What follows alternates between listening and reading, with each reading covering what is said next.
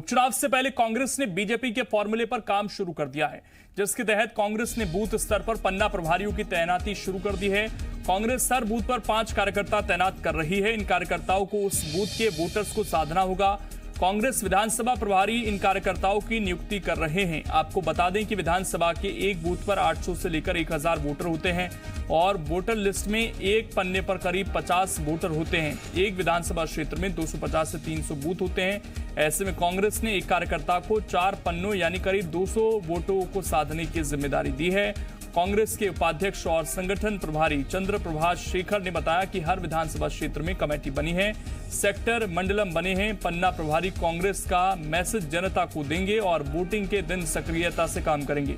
वहीं बीजेपी ने कांग्रेस की इस कवायद पर निशाना साधा। मंत्री भूपेंद्र सिंह ने कहा, कांग्रेस में व्यापारी, राजा, पटवारी, कलेक्टर, तहसीलदार का झगड़ा चल रहा है। ऐसे में पन्ना प्रमुख बनाएगा कौन?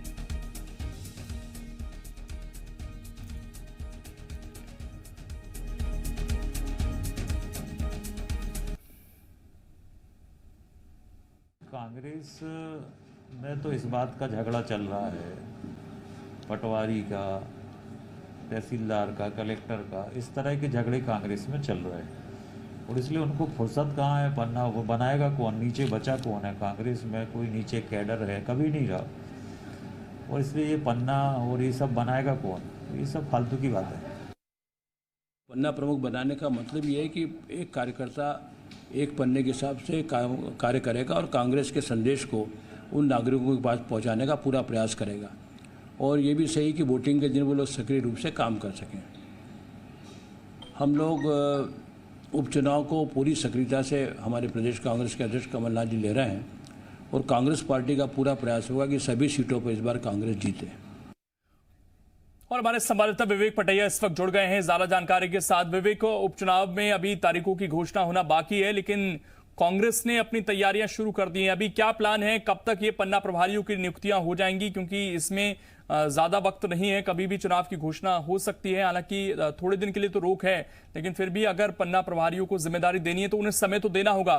तो कब तक उम्मीद है कि इनकी नियुक्तियां हो जाएंगी?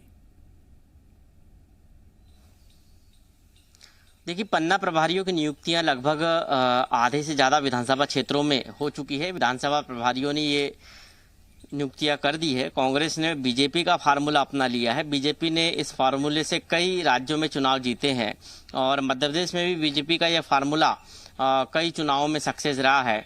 हालांकि 2018 के चुनाव में बीजेपी को सफलता नहीं मिली थी, लेकिन बीजेपी का यह सक्सेस फार्मूला माना जाता है और यही कारण है कि कांग्रेस ने इसको अब अडॉप्ट किया है। और कांग्रेस के मंडलम और सेक्टर जो बने हैं, उसके बाद ये बूथ पर एक बड़ी रचना है कांग्रेस की। हर कार्यकर्ता के हाथ में एक पन्ना रहेगा। पन्ना का मतलब ये है कि उस बूथ पर जो मतदाता सूची है, उस मतदाता सूची में जो है का एक पन्ना एक कार्यकर्ता के हाथ में रहेगा। उसे पन्ना प्रभारी कहेंगे और वो कार्यकर्ता जो है उसके पास जिम्मेदारी होगी कि उस मतदाता सूची में जितने भी मतदाता है उनसे जाकर जीवंत संपर्क बनाए, कांग्रेस पार्टी की बात को वहां पर तक पहुंचाए और सरकार जो 15 महीने में काम किया कमलनाथ की सरकार ने वो बताए और तमाम जो सरकार की जो योजनाएं थी उसके बारे में बताएं और ये भी बताए कि कैसे मध्य प्रदेश में बीजेपी की सरकार बनी। तो ये तमाम जानकारियां वो पन्ना प्रमुख उन मतदाताओं को जाकर देगा। और ये नियुक्ति आज से यदि हो रही है तो इसका मतलब ये है कि मतदान के दिन तक इनको वहां पर इसी गति से काम करना होगा। और इसलिए हर बूथ पर जो है पन्ना प्रभारी बना दिए है कांग्रेस ने और इन पन्ना प्रभारियों की भूमिका काफी महत्वपूर्ण होगी।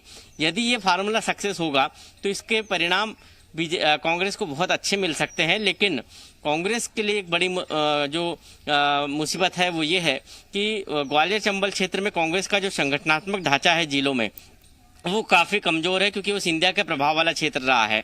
सिंधिया के भाजपा में आने से उस क्षेत्र में कांग्रेस के पास जो कार्यकर्ताओं की जो टीम है वो काफ़ी कमज़ोर है। ऐसी स्थिति में कांग्रेस को वहां पर ज़्यादा काम करने की ज़रूरत है। लेकिन ये पन्ना प्रभारी वाली जो कांग्रेस की कवायद है, इसका असर कितना होगा ये उपचुनाव के रिजल्ट के बाद पता चलेगा। लेकिन विवेक, कांग्रेस तो चुनाव जीती थी और कांग्रेस का अपना विनिंग फॉर्मूला था। उसके बाद ये नई रणनीति आखिरकार कांग्रेस को क्यों अपनानी पड़ रही है? और दूसरा, बीजेपी ने जिस तरीके से सवाल उठाए हैं कि इस वक्त तो पार्टी के अंदर अंदरूनी कलह चल रही है, पटवारी, जयवर्धन और उन्होंने 2-3 नाम और गिनाए इसमें, तो क्या नए सिरे से रणनीति बनाने की ये वजह भी हो सकती है कि जिम्मेदारियां ज्यादा से ज्यादा लोगों को दी जाएं ताकि इस तरह का बिखराव कम से कम दिखाई ना दे? देखिए, विधानसभा चुनाव 2018 के जो रिजल्ट है वो मध्य प्रदेश में काफ़ी चौंकाने वाले थे। भले ही मध्य प्रदेश में कांग्रेस की सरकार बनी थी, लेकिन वोट जो थे वो बीजेपी को ज़्यादा मिले थे। सीटें बीजेपी की कांग्रेस से ज़्यादा आई थी। ऐसी स्थिति में ये कह सकते हैं कि मतदाताओं ने ज़्यादा वोट कांग्रेस को दिया था और बीजेपी को दिया था। तो ये फार्मूला जो है ये बीजेपी का फार्मूला है और इसीलिए बीजेपी के इस फार्मूले को लगता है कांग्रेस को कि ये फार्मूला सक्सेस है। और कुछ जगह कांग्रेस हो सकता है कि इसको पहले आजमा चुकी हो और यही कारण है कि उसको अब अडॉप्ट करने किया गया है।